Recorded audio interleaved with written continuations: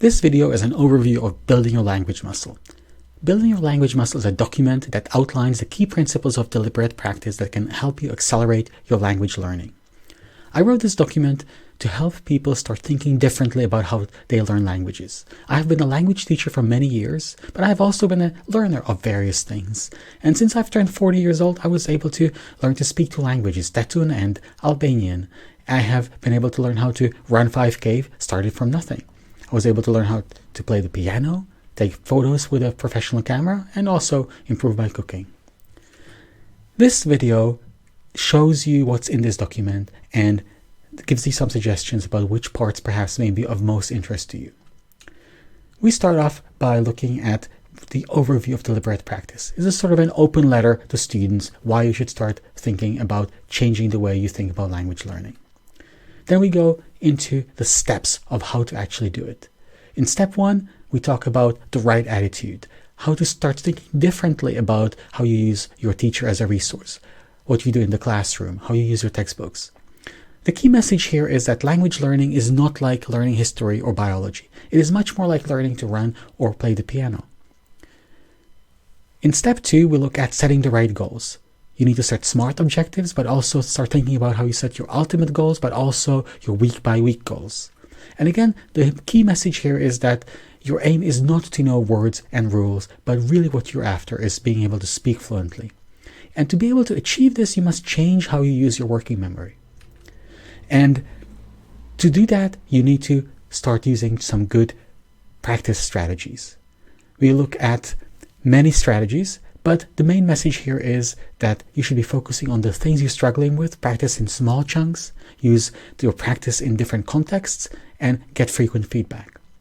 But we'll also look at many of the specifics, for example, how you can get as much talking done as possible, how you can improve your reading, how you can do more efficient listening exercises, how you can get as much comprehensible input as possible, how to practice your vocabulary the right way, how to focus on the right memorizing strategies, visualizing when you're learning so that you can use things in context, how you can make associations and find patterns to expand what you've learned, and when and how you should use grammar using the monitor approach.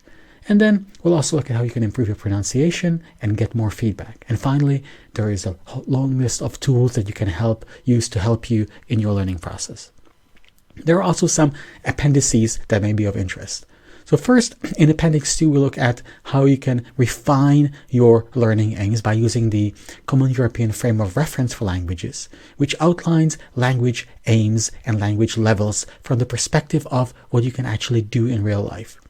There is a chart that you can look at that gives you, for each level, a description what you can actually do in real life, and then what you have to do to get to that level.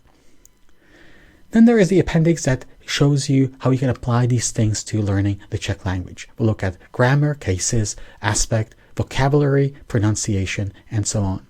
And there are also a number of tools and resources that you can use to help you in the process. And the one that I particularly like to draw to your attention is Word at a Glance, which helps you see words in a different context than perhaps you're used to. And there are some special videos that are just about how you can use this tool. And finally, there is an overview of some things you can read to help you understand more. So if you find this interesting, you can go read the book called Peak by Anders Ericsson, who was the original researcher who first outlined the principles of deliberate practice. Then there is a really fun book by Joshua Foer, Moonwalking with Einstein, where he describes how he was able to win the US Memory Championships in just 1 year by using these principles.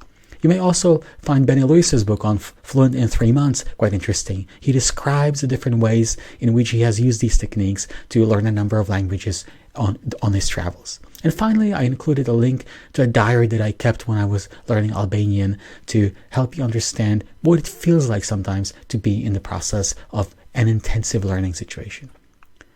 So I would very much like to hear if you find this useful. Feel free to send me some feedback using this form, and if you leave your contact information, I would be more than happy to answer any questions you may have. Thank you.